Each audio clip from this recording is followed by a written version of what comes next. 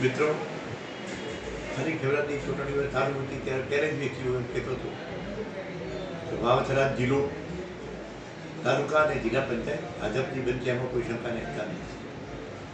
મિત્રો, પરિણામ આજે આવ્યા તમે બધાએ જોયું કે ભાભર અને થરાદ બંને નગરપાલિકાઓ ભારતીય જનતા પાર્ટીને પ્રજાએ આપી.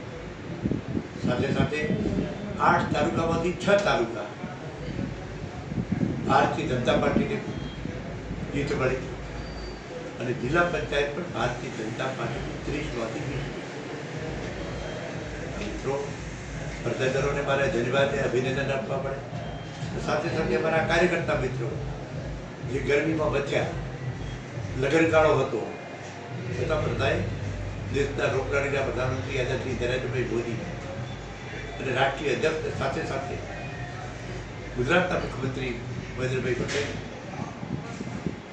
અને પ્રદેશ અધ્યક્ષ જગદીશજી કરવામાં વિશ્વાસ નથી કે નરેન્દ્રભાઈએ વિકાસની રાજનીતિ ચાલુ કરી.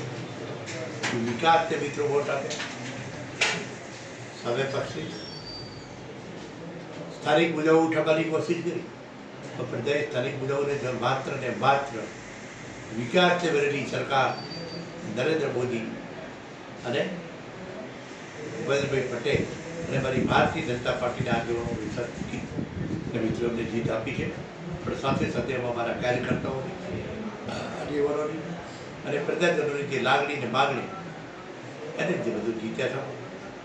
અમારી થરાદ વિધાનસભાની વાત કરું છું.